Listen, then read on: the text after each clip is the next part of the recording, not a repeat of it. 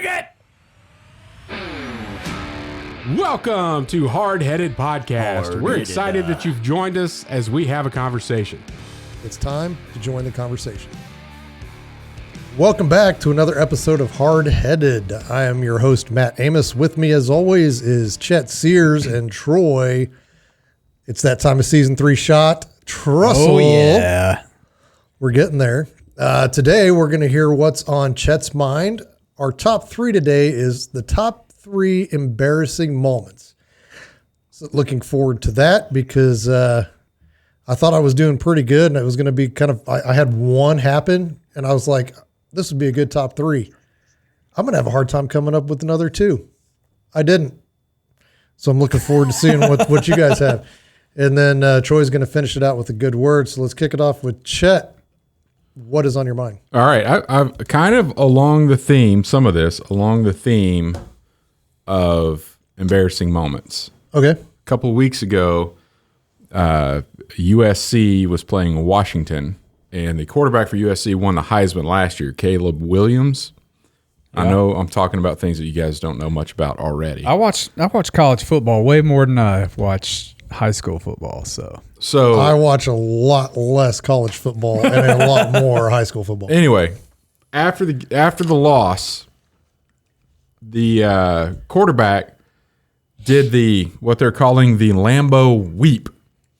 He jumped up into the stands and, like, with his legs still on the rail, leaned over against his mom's shoulder and proceeded to bawl like a baby, convulsing like with his helmet still on. What in the world? What's happening? And his mom put like a poster over his helmet to hide his face. And like all of the ESPN analysts that I have seen that have commented on this are like, more power to him. He plays the game with emotion, which is why he's crying on his mom's shoulder in the stands. No. And I'm wondering what that would have been like. There was something, a long time ago, like in the 90s, some dude got concussed and they were like carting him off, and the mom like met him in the tunnel on the way out, and like that dude never lived it down. Like, how dare you mama's boy, he's getting carted off the field and she's just going to go back there. And everybody was like, oh, that mama boy. That's the age I grew up in. Yeah, me too. And then now this dude is like bawling because he lost a game. Didn't get hurt. He just lost a game. And I'm crying on my mom, like heaving crying. Which, okay, I'm being a little harsh. You go back to last year, and when TCU lost to Kansas State in the Big 12 championship, so TCU undefeated, going to make a run for the national championship. They meet the Kansas State Wildcats in the Big 12 championship at AT&T Stadium, and K-State beats them, and beats them in a pretty amazing fashion. Had a first and goal, 4-down stand. The K-State defense stopped Max Dugan, who had. Or Duggan, however you pronounce his last name, who had, what are you doing over there, My computer Siri is like going off. Stupid. Well, anyway, Continue. So in the press conference, Max is in the press conference, and he was like, man, we had a shot at the national title. I let my team down. And like his eyes, he's a redhead, so he's very pale. And his eyes are just red. And every now and then he'll reach up and wipe a tear as he's talking through, the loss and how he let his fans down and all this stuff, some emotion. And I'm not to say I'm condoning that, but an ESPN announcer tweeted that out, that press conference, and was like, Max is all about his team, his fans, and, tough loss, but I love the raw emotion. Caleb Williams retweeted with LOL. Like, what? And then a year later, he's in the stands, like huddled up on his mommy's lap, bawling after a loss. I don't know. That is quite embarrassing. I thought it was funny because it's being it was labeled as the Lambo Weep instead of the Lambo Leap. Which that's pretty good. Other thing. So hunting season. We brought this up. I'm just going to hit a few quick topics here, and then I'll be done. I'm not focusing in on one thing. Lots been on your mind lately, I guess. Yeah. Who is this guy? So anyway, it's kind of along the lines of most embarrassing moment. This is Chet's version of being unprepared. I feel like that's what this is. It could be. I feel like he didn't prepare anything. Like, Dude. really prepare anything? He's got notes. Yeah. He's got notes, folks. You of little knowledge. You do not know of what you speak. Depends on what. Well, when did we get how did he even know I was going to do a what's on my mind until Matt told us like 2 hours ago? You knew, and I still come prepared. You still knew it was coming. I didn't know I was going to have a what's on my mind. So everybody listening, Matt is in charge of the schedule, and we did get it a bit late this time. But hey, I'm prepared. I'm prepared too. I mean, it kind of snuck up, right? But I've had a lot going on. So. Whatever, I don't hear it. So I was getting ready for duck season, and I realized, because I've got a lot of these motion decoys, the different brands, the Mojo brand, the Lucky Duck brand, all this stuff. And like 3 years ago, I bought, one of the problems with them is, the stakes. Like you got to drive the stake into the dirt to hold the spinning wing decoy up. In some places that I hunt, it's just clay, and you can't get the stake into the ground, or good enough for a Kansas wind not to blow that thing over. And so I was looking, and I found on sale a floating spinning wing decoy that actually has some straps on the wings that make the splashies, so it's, That make a splash, yeah. He said splashies. He said splashies. Splash and spin. Spinnies? Spinnies and splashies. And I was super excited about it because I got a crazy good deal. And the first year when I unbox it and I plug everything up, it doesn't work. And I'm like, no wonder it was on sale, this stupid thing. And so I put it aside and went to work on my other decoys, because all those decoys, first thing that goes out is the switches, especially on Mojos. They're trash.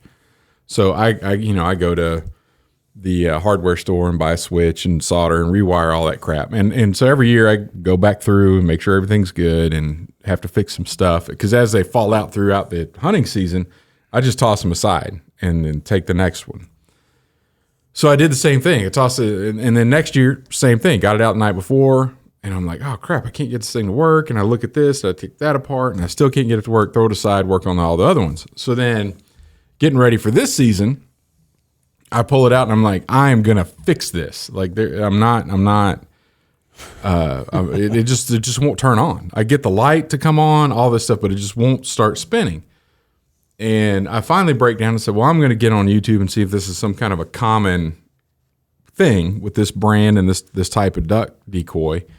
And I couldn't find anything online about it. And I'm like, well, crap, normally there's a good community out there when you have stuff that commonly breaks. But then I found just an introductory video from that company. Is like, hey, when you get your thing, let's do these things.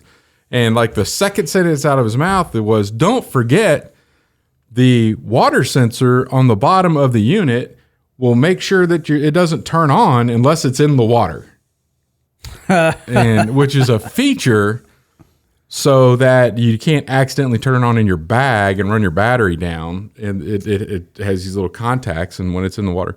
So I walk over to the faucet. Safety mechanism. I walk over to the faucet and like put some water on that thing, and it fires right up. And I'm like, I'm an idiot.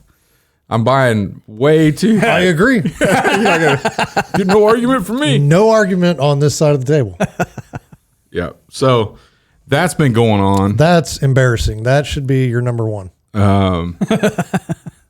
So have you guys noticed as you get older, I don't know, maybe I'm alone here, but you get less stuff for significant events. So my wife's birthday was yesterday, and we still go all out for like the women in our lives, but Has it come to the point where it doesn't really matter if it's your birthday or a Tuesday?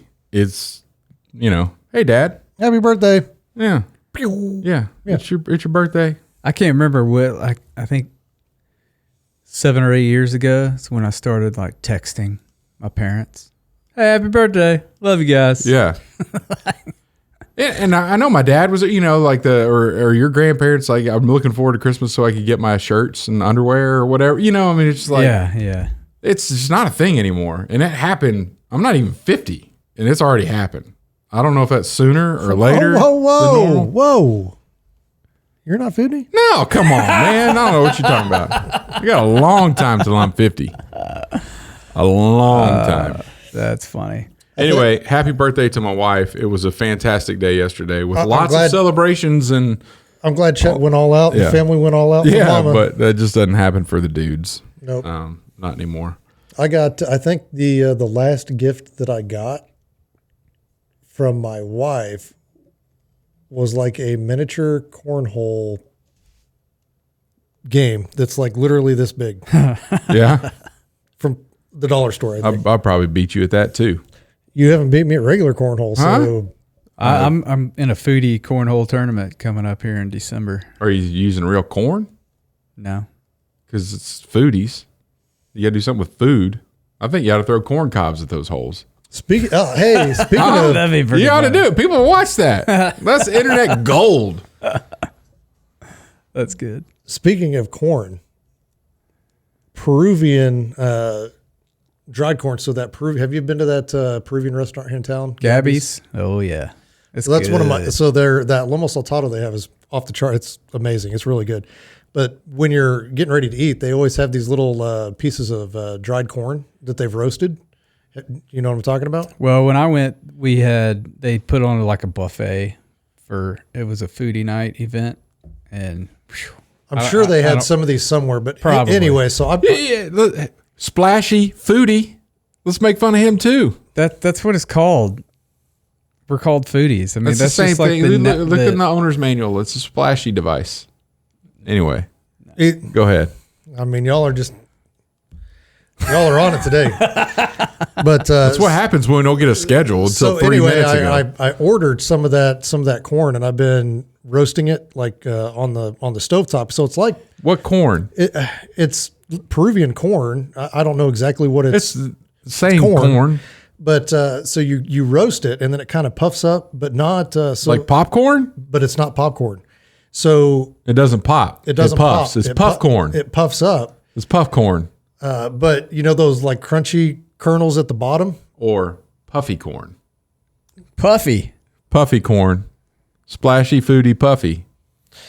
I'm not going to call We it. can have our own cereal. I'm It's like just Snap, What's Crackle, his Pop. nickname? Doesn't it end in the E? I can't remember. An E sound? I can't remember any. I don't think so. Anyway, puffy corn. You're roasting your own Peruvian corn at home. Yeah. It's really good. Is it sweet or salty? No. You salt it up, so it's just almost like popcorn, but it's just like a roasted kernel. I'm in my head right now. I'm thinking like the Corn Pops cereal. Ooh. No, real small. Okay. Gotta Real have small. my pops. I'll bring some in on a future episode as a snack. Oh, I'll roast some up and bring it. It's really good. Yeah. I don't know how I got on that topic, but it's really good. I don't know. Speaking of corn, man, those deer slammed that corn I put out. I got some fat deer. I have some really fat deer. Hey, fatties. Fatties. Well, I'm telling so you. I still haven't been out and done anything at Yeah. all. I couldn't believe it. I couldn't believe every bit of it was gone. But- 680 pounds. Oh, Yeah, it goes. Yeah. wow. It must have been that cool down got him. I guess. Hitting it They hit it hard. hard, but it hit it everywhere. It wasn't all in one place. We They got hit some everywhere. raccoons out there too, I'm sure. They're not going to put away that. No, but I mean, they got some help. It's not all deer eating and it. crows and whatever else, squirrels, Yeah. but the deer put away the most. dude. Yeah. And the other thing is last time I was out there, I saw deer on my place while we were there, and then we had the whole drive back at dusk and nothing. Didn't see any deer on it. So I'm like, oh, the deer moving on my place, but they're not anywhere else, which is not normal either. You got it out there in time. I guess You hit it just right. Be a good season for you. I'm telling you I always used to go out and prep September 1st. That was always when I went out and got everything done, and that's when I started feeding corn. When I used to feed corn, and that would always get him coming in early. I haven't been out to do anything, and I almost hit the biggest deer of my life on the drive home the other night. I mean, I text you about it. I think both of you, right? Yep. I mean, it was a big 10. I mean, and he jumped right out in front of the truck, and I'm like, was it near your place? Like, so you know that curve just before you get to my house? So you're coming around. And, From the south side or the north side? well, that would be the south. Okay, I don't normally go that way, but I could figure it out. So anyway, but there's a big There's a couple houses there. big pond right there. Yeah. There's some trees, and then it was kind of right there, and he ran right across the road, and I was like, I dang near smoked him, Yeah. but got stopped fast enough, and then just enough to where like I probably should have just hit him. Yeah, That may it's have, like, that'd make a good mount. that may have been the biggest deer I've ever seen, but yeah, it was huge. It was a big deer, so I think it's going to be a good year for deer, even though we haven't had a whole lot of rain, and but I think the crops did okay this year, so I think that they're all right. Well, we'll see. My crops didn't do well. Everything's bone dry. I'll show you some pictures of the pond out there, man. It's so dry. Two more things. I may give up handshakes here, not for any germ reason, but 3 distinct times in the last 10 days, I've shaken somebody's hand and it made the noise. You know what I'm talking about? And I'm like, what? That's never really happened to me. And like the first time it happened, I was like, oh gosh, that's kind of embarrassing. And then it happened 2 more times in just like the last week.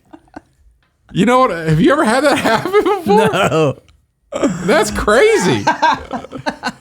Like you don't want to meet somebody like, how are you doing, sir? And then your handshake makes a little toot noise. So maybe I'm cupping my hand too much, and now maybe I should flatten it out a little bit more for the handshake because it was just Maybe you're just perspiring a little bit too much in the hand. know. Oh man. I don't know. Maybe they are. It's 2 people go together on this.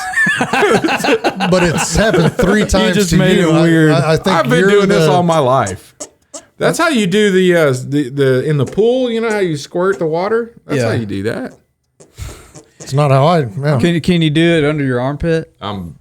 It's been a decade or 2, but I was like everybody's like, all the people that I knew were like, oh, you can't do it better than Chet. He's like awesome. Claim to fame right there. I had a skill. I tried it the other day. Couldn't do it. No way. I'm gonna lost have to try it. I lost it. I'm gonna tried try it it. tonight. I tried it the other day too because I have 4 boys 11 Yeah. and under, and they're all doing it. They don't have hair yet, so they can do it I was talented with hair. With hair. With hair. Oh and yeah. everything. I don't know. I just can lost make it. my. I can See, make I it think talk. that's what messed me up was I was like, I think the last time I did this, I didn't have as much hair. No, Yeah. dude. Armpits. I could have won some competitions. Like, what? Well, I dial it up. Like, what do you want? What do you want right now? You want a little juicy? You want a little dry? Like a forceful? A little squeaker? I mean, I used to be able to create all of those different variations that you're talking about, and I had no legitimate reason to even do it at all. Just like, I wonder if I can even do that anymore.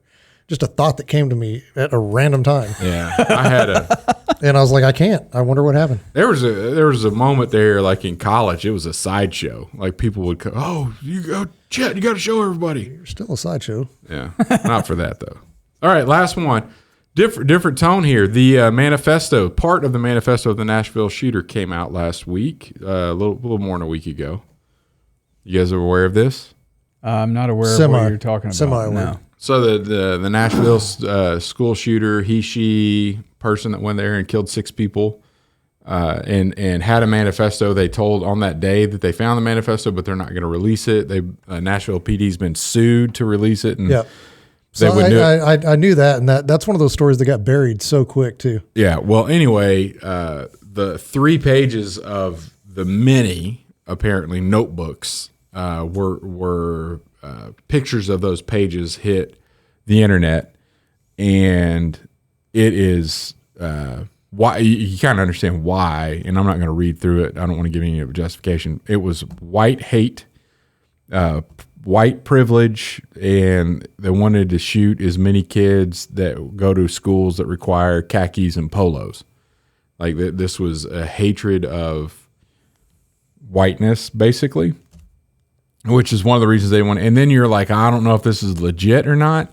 But the Nashville PD came out same day this stuff came out and said we're going to find who leaked this, like and pursue the fullest extent of whatever, which then confirms it, in my opinion.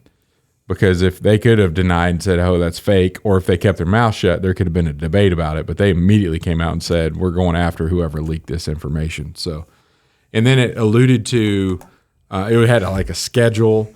It alluded to. In the schedule that they're going to make their last video. So then you're like, well, there's more than one because if they're going to make the last one. Right. And I'm saying there because I think it was a dude that was dressing as a chick or a chick that was dressing as a dude. I don't know. So I can't even remember. So I'm just going with they, them. But they, it's messed up. And there's a whole bunch more stuff out there. But basically, this went from a gun control issue to a liberal that's out of control, hatred of right. a lot of white, quote unquote, white privilege.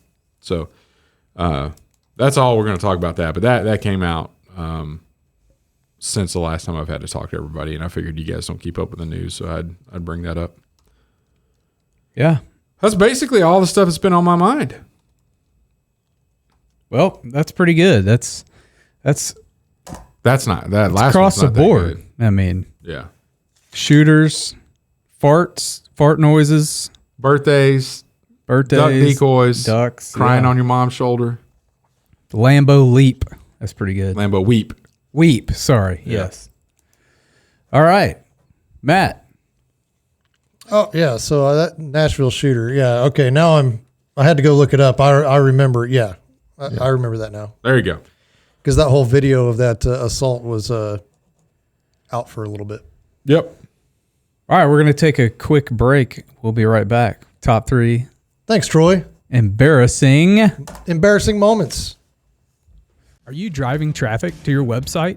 Do you have an engaging homepage? Better yet, does your homepage have a video? We recently created a video for a client about his business and the services they provide. Since he placed the video on the homepage of their website, he has had a number of clients specifically say they decided to use his services because of that video. At Trussell Media, we help businesses create engaging videos to host on their websites, email to clients, and use in their social media marketing. Contact us if you're interested in creating a video for your homepage today. TrussellMedia.com. Fill out the form at TrussellMedia.com/contact. Let us help you tell your story through video. And we're back. That's my job anyway. I don't care who's hosting. Okay. But now it's your job. Finish it out. No, I just do the and we're All back right. part. So now we're gonna do our top 3 embarrassing moments, and we're gonna start with Troy. What do you got? All right, number 3. I can only imagine. Your voice cracking on your podcast. Right now, my voice just cracked. I can only imagine like how many samples that you had to choose from. I couldn't think of that yours many. is probably a pretty large list. Troy may not have been fully coherent when all the embarrassing activity was going on, though. That's true. You gotta want some peanuts? No, I'm good. They're unsalted. I don't believe. I don't know. Yeah, I don't believe in those. Number 3, we had a father-son middle school basketball game. Mm-hmm. I was in 8th grade, I think, at this one. And were you the father or the son? Hey, that's a legitimate question. I do have a 7th grader. I was the son at this. Yeah, well, my joke was like you were having kids when you were in the 8th grade, but never mind. Oh, no, was not doing that. But so middle school basketball, actually 2 embarrassing things happened at this game. One of my embarrassing stories about basketball. The first one, I bet, is what's with this guy? What did I do to you, man? he showed up. you're breathing. Yeah. So we're all there, and my dad walks in, and my dad used to have a way with the way he dressed at these events, and so he came in dressed like I don't even know how to describe it. He had like these plaid pants on. Pant, not shorts. Or I can't remember if they were shorts or pants. No, I think they were plaid shorts, because he had the long knee-high socks and like a shirt that didn't match anything. And I swear he just did. Totally owned it. Yeah, yeah, this is the way I dress. What are you looking at? Right. You know? Embarrass the crap out of me, of course. Yeah. You know, just because. I love it. And that's what he used to, he would, and I would do that to my kids now. I mean, that's hysterical. But back then, it was a big deal. Big deal. Very embarrassing. And so that same game, I was shooting a free throw, and one of my friend's dads came and dropped him. Yours? Mine, as I'm shooting a free throw. Ooh, let that happen today, boy. Yeah, that's that dude's on a list. Yeah, he's on a list. He's probably on a list now. Well, he's not with us anymore, but yeah. But never mind. I was gonna go. Never mind. But yeah, so that was pretty embarrassing. Luckily, I had a feeling something like that was going to go down. Yeah. So you weren't. I was prepared for it and didn't get crazy embarrassed. But yeah. So that was number 3. Number 2, I've had to give 2 wedding best man speeches.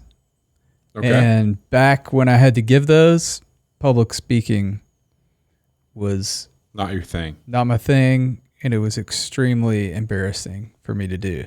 So much so that I began weeping uncontrollably in front of a large group of people when I have to give a speech like that. I'll be honest with you. Like out of nerves?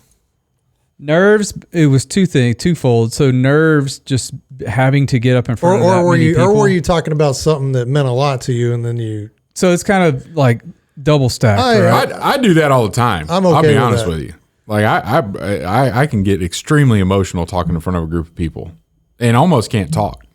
Yeah, I mean, and that's happened to me doing best man speeches.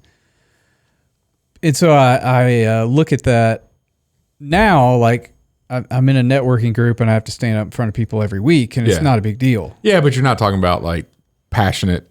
True. Well, sometimes there's like this testimonial part every week that we stand up and talk about something. It doesn't get to that level of like, hey, I'm this guy's best man type thing. I mean, it can, but yeah. So those were always super embarrassing. And then number 1, I think it was in high school. I can't remember if it was middle school or high school, but we were at church camp. You were high or drunk? No, we were at church camp. Oh, okay. Well, I mean, that doesn't stop some people. I've seen it. True. But I was messing around. We were playing tag or something, and I tagged this girl, and I turned around and just started sprinting the opposite way as fast as I could. And I hit one of those, you know how those big cables hold telephone poles in the ground? Yeah. I hit one of those and kind of like went up my inner thigh. That left a mark. It had to have left a mark. Well, it left a mark, and it ripped my shorts and my underwear. like shredded them so much that I had to go change clothes. And after, laying on the ground for a minute, because that hurt. Yeah. It skinned up my leg. It racked me. Did it get your twig and berries? Yeah, it did not feel good. Oh, man.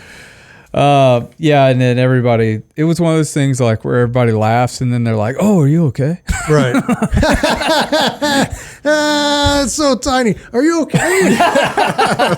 Dude, you're so wrong. Yeah, so that was number 1. That was pretty embarrassing. And I'm sure I'll come up with some honorable mentions as we... All I can say is you tell yours. Amateur hour, sir. Amateur hour. Chet, what do you got? All right, so Those don't even scratch the surface of embarrassing, Troy. Oh, my good. basketball embarrassing story is I didn't start playing until I was a junior in high school, like organized basketball at all. So because I grew a lot and people were like, "Oh, you're tall, you should play basketball," and I didn't know anything about the game other than like scoring and defending a little bit. But I was put, and I did really well from learning because I was very aggressive, and that's one of the things that my coach really liked. But playing JV as a junior, and I didn't know the scenario, but there was this deal where it was an inbound play, and I'm on defense, and like the other team's dragging their feet, and so the officials like blowing a whistle, like, "Come on, let's go," and because he has to hand the ball to the dude that's going to throw it in, and the dude's just like not coming, so the official puts the ball on the floor and starts a 5 count. I thought, I don't know why, but I thought when you put the ball on the floor, whoever gets to it first Is the winner. gets the ball. It's like whoever wants it kind of thing. So I dive after the ball, and then the other dude is like, "Why is he diving after my ball?" And he like dives on top of me. And then the official had to break us up, and he's like, "Hey, dummy, you're on defense and you don't get the ball." I'm like, "But you put it down." I'm like getting an argument with the official, and he's like, "You don't know anything about basketball." And everybody, I'm right there in the stands. It's an inbounds play. I felt like an idiot. I was an idiot. Number 2, mission trip, 1994, college. There's 70 of us in Atlanta doing some work. Yeah. What were we doing work for? The Olympics. We were there ahead of time doing some stuff, getting ready for the 1996 Olympics in Atlanta. You remember that? Anyway, it was this thing where they try to drum up emotion and all this stuff and testimonies and whatnot every night. And we were staying in this church, and we were like sleeping in rooms on the floor, and our common area was in the gym. So we go out, work all day, eat pizza, went to some kind of pizza buffet place, and then we come back and like, "Oh, we're going to group up at like 9:30 and whatever else." So 70 of us are sitting on the floor in this gym the last night of the mission trip, and they're all trying to tug on all the heartstrings and get people, and everybody's sharing and crying, and an hour and a half into this, like it's just going way late.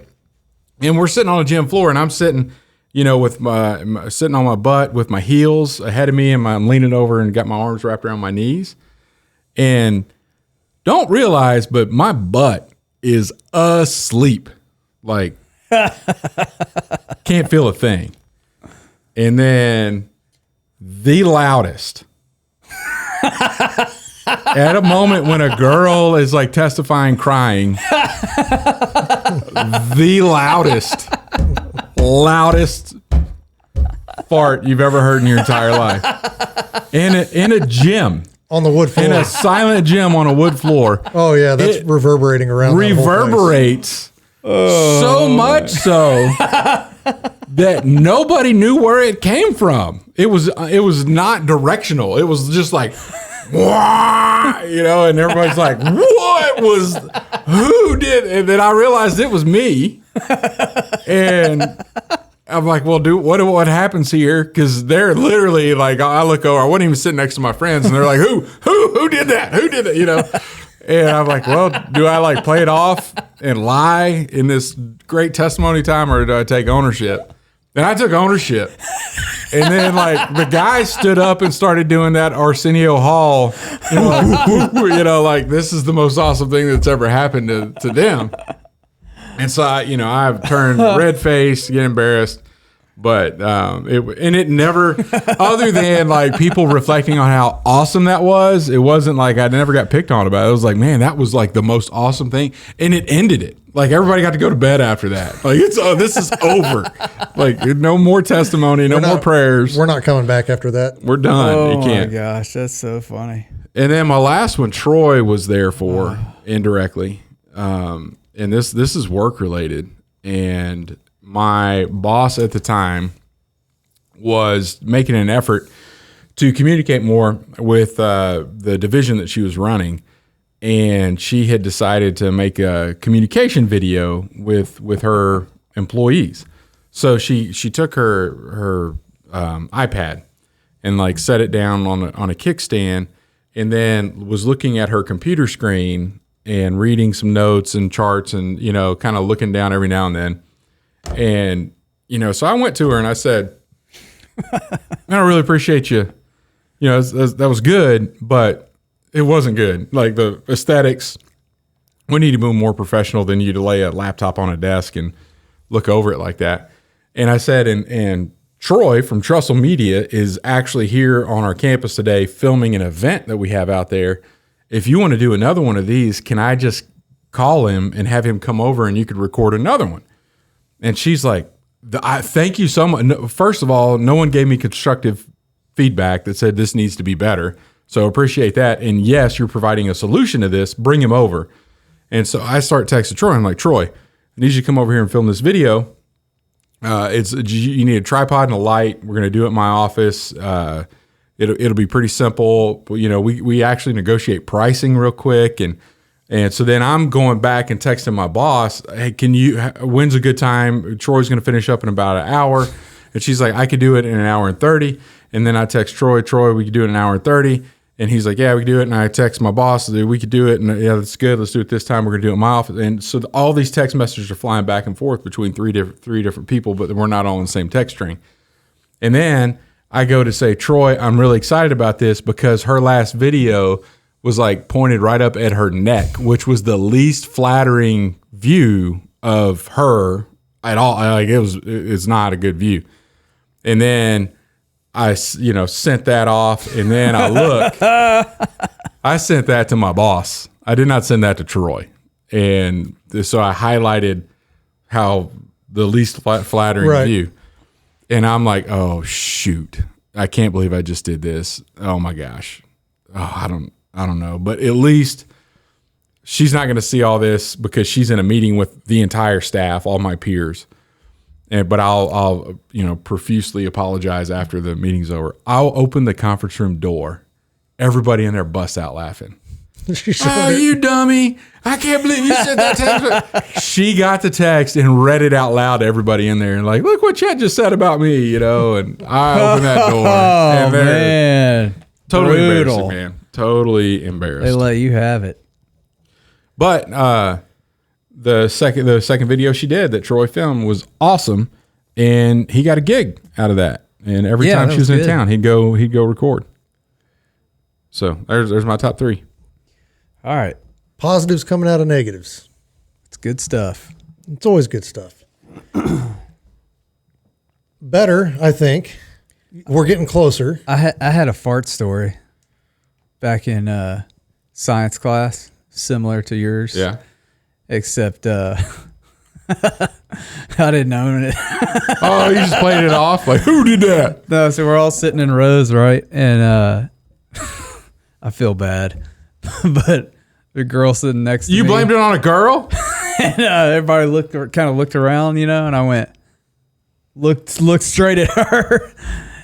And No way, blamed it man. on her, yeah. That's cruel. Stinky Isn't that Stephanie. horrible? Stinky Stephanie. All right, Matt, fire away. So, fart stories. I've got one, and there's no way on this planet that you guys will ever have a better fart story My life isn't over yet. that's as embarrassing as this, and I can guarantee it. Okay. But it's not my number 3. Oh, wow. I've got number 1 and 2 that are pretty epic. Yeah. All right. My number 3, I was trying to think, and I was like,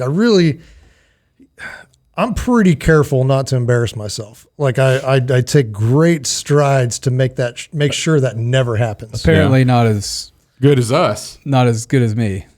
But, well, I mean, you still embarrass yourself just like daily, but not like in major, like epic ways, like I have. It's all about humility. If you're humble, you don't get embarrassed by it because you don't think you're something. Yes and no. Okay. Okay. Well, fire away. So anyway, number 3, I was trying to think, and your church story brought one back for me. So we were we'd gone down to Oklahoma City because they'd always had these Christian conferences and concerts down in Oklahoma City. Yeah. And so, you'd go down for weekend or whatever with your youth group and, have a good time. And we were on our way back. Well, we would always stop at this pizza place there in Oklahoma City. And I can't remember whether it's started with an M, and I can't remember the name of it. They're still around. Mazzio's Pizza. There we go. And so I ate these breadsticks that were just super garlicky, and they didn't sit well with me. And so the whole ride back, like you got to churn. Like my stomach's just bubbling, right? But I'm not farting. I'm burping. And those deep guttural, and I'm just laying down the back and everybody's like, what is that smell? And I'm just back there because I'm acting like I'm asleep or whatever. And the whole way back, they thought somebody was farting in the car, and I'm just me burping that garlic the whole time, and they could not figure it out. So now they know, because I just let that ride. I never even woke up. I listened and nobody even blamed me. Oh, wow. Because I'm laying down in the car, cargo. All I have to say is your 2-1 better be better than that. You're talking all this trash. Because how is that embarrassing if they didn't find out it was you? Because it's embarrassing for me. I'm laying back there. I'm like, oh my gosh, they think I just farted, but it's actually just a burp, Yeah. So anyway. My burps are so bad that people think they're farts. Yeah. So anyway. I don't know what his farts are like. They can. All right, go ahead. 50-50. Ask this next person. So, so when I was injured in 2011, I was airlifted to. First IED, second one. 2011, second one. Yeah. So they take me to Bastion and they get me all kind of fixed up and ready to go to Germany for treatment or whatever. So I'm not sure at what point they started doing the exploratory laparotomies on me, which is where they basically cut you open from stem to stern to make sure that none of your organs have been compromised in the process. Right. And because of the IED that I stepped on basically split me like a wishbone. Mm-hmm. So my perineum was torn. And they're like, well, we're going to have to put a colostomy bag, or, we have to do it to maintain cleanliness so he doesn't get an infection. Yeah. So I had a colostomy bag for 2 years. But in the process of that IED also, I had fractured my hip. Uh-huh. So I had this X-fix on my hip. I'm laying on a hospital bed. I can't move. I have colostomy bag questions for off podcast. Okay. Things. I got curious. This may answer them. So this may answer everything you've ever wanted to know about a colostomy bag. Okay. So I'm laying there in San Diego, and by this point in time, they'd got me these really nice. I still had the X-fix on my hip, so I couldn't move a whole lot. I couldn't really sit up, and but they'd got me these nice travel colostomy bags, so you just change them out more often, but not a big deal. And then you would have to go and change the seal every week. Okay. So basically there's a seal that goes against your skin, and then these bags would clip to that seal, and you just unclip the bag, throw it away, clip a new one on. Yeah. And so this was before I was doing any of that, because all of the care was done by the staff. Right. And so there was this one nurse, and she was always super sweet. And I always, I gave my nurses a hard time. Matter of fact, after I got out of the hospital, I wrote her a letter and just apologized for being a jerk. Yeah. While I was in there, I was like, I was still waiting on my letter. Well, you're not going to get one. So, because I was in there, and I was in charge of Marines, and I was running a squad, and I was used to giving the orders, and being. You didn't want to listen to some nurse tell you what to do. Being on somebody coming in and telling me how we're going to do things, and this is how it's going to work. I was like, this, I don't like that a whole lot. Mm-hmm. So I had to apologize. But anyway, that's another part of the story. So anyway, it was coming up on the weekly time to do the change of the seal for my colostomy bag. And so, she takes the bag off, and she's, very gently taking the alcohol prep pad, because then you put alcohol on the adhesive, and so it peels off a little bit easier. Because it'd get pretty tender, if you try to just rip that thing off, and it's pulling hair, and not very comfortable at all. And God bless this girl. She was just so detailed, and she's down there around the stoma, which is, on my stomach. And she's just really in there, trying to get every little piece of adhesive and glue off. And, you can't control anything. There's no sphincter. You're not doing anything. It comes out. And I let out a fart through that stoma that blew her hair back. Oh my God. And like one of those old, like Nutty Professor or something blows up and the hair's all sticking out. I mean, yeah, but more like it just blew it back like, she's on a bicycle in the breeze. I mean, like, and that was so embarrassing for me because I was like, I'm so sorry. Like there's nothing I could do. And she was so sweet about it. She's like, oh no big deal. And I know she went out and like dry heaved. Like she tasted every bit of that, whatever was there. Oh man. That was horrible. Yeah. Really, really bad. I don't even enjoy hearing about it.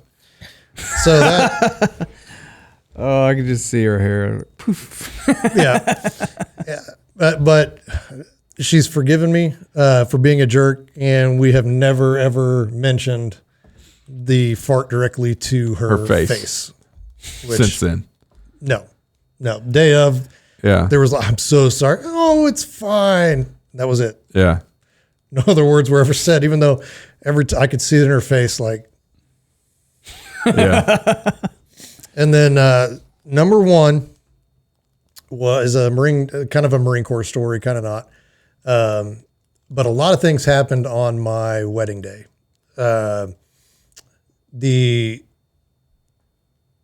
My grandfather had passed away, and his funeral was on the same day that my wife and we eloped. Yeah. And but I had just graduated boot camp. So all of my drill instructors, before you leave boot camp, they're like, don't you go off and get married, blah, blah, blah, blah, blah, And I was like, well, I'm dating for a while, it's not like whatever. And so we decided we're going to get married on the 10 days leave. Well, I still had PTSD from boot camp. So you're so used to like, if you don't do something immediately, if you don't act, there's going to be somebody screaming and coming and running at you to snatch you up. And then you're going to go outside and you're going to be doing, I don't know, mountain climbers and all kinds of stupid stuff. Right. So we're at my grandfather's funeral, and my uncle is up giving the eulogy. And he's like, if there's any veterans in the house, stand up and be recognized. And I'm at my grandfather's funeral in my blues, or in my alphas, and I'm dressed up, for this. And I'm sitting there, I'm like, do I stand up or do I not stand up? Do I not stand up? Yeah. And then I stood up. I was like, I'm waiting for the drill instructor to come snatch me up because I didn't stand up. Yeah. And I'm in uniform, And so I stood up, and then I kind of I looked around and I saw like all these older, like veteran, veterans. And I was like, and I sat down, and then my uncle's like, or, if you've joined the military, I'll stand up and be like, and I was like, so I stood back up, and I was like, this is so fucking embarrassing. I had so much PTSD just from boot camp and getting yelled at. I was like, boom, I was up, and then I was like, oh, that's probably not, okay, I'll stand back up. And I know my grandfather, who was, World War II veteran, I know he was laughing at that whole situation, but. Veteran stand up, Matt, not you. Yeah. And now, okay, Matt, go ahead and stand up. Now I qualify. Yeah. Now I qualify because I got to thinking about that as I got older, because it's something I go back to all the time. Every time I'm at a funeral and somebody's giving a eulogy, I think about that moment. And of course, it's always embarrassing for him, but I'm like, what'd I do? Do I do? Now I rate. Like, I don't, who cares? Right. Yeah. But if me had seen me stand up, now me would have snatched then me up. Yeah. And be like, hey, dummy. Who do you think you are, man? Yeah. So just because you have uniform, man. Right. Yeah. That was you made it through boot camp. Yeah. That was my number one. But it was so funny because I sat there because I didn't stand up. But then I felt like everybody was looking at me, and I was like, maybe I should. Well, the idiot's wearing a uniform. Yeah. That dummy's wearing a uniform. Well, why don't he stand up? But that's funny. Man, those are pretty good. Yep, those are my top 3 embarrassing moments. I think is overall a pretty good list, but I think farting out of your stoma and directly into a nurse's face kind of takes the cake, really. Yes, that. As far as fart stories go, right? There's a lot of those today. A little bodily function more than normal, and they're funny. Jace Robertson talks about it all the time, but I got Troy with a handshake. I mean, after that, this was all downhill. realize how much humor there was I there. can't even do that. Can you do it? My hands are too dry. No. See, it's definitely, Yeah. it's your hands. That's the common denominator there. I'm talented. Wait, let's see. See, I can do that. Yeah. Or Yeah, you guys. What are we doing here? Take us away with a good word. that's pretty embarrassing. All right. So yeah, there's this movie out now. Can't remember if we mentioned it or not before. After Death. It's about what happens after people die, and I have not seen the movie yet as we're recording this, but it got me thinking. I heard a scripture from Revelation the other day, and it just got me thinking. I'm cool with after death. Mm-hmm. Like I'm good because, and you just mentioned Jace Robertson. He always says, Jesus raised himself from the dead, and there's proof of that. I want to be on that dude's team. Like Right. I'm with that guy because if he can raise himself from the dead, he's going to raise me from the dead. And so I don't know what the good word is. It's just after death can be amazing. Yeah. So in Acts 1:8, Resurrection. resurrection. There you go. There's a good word.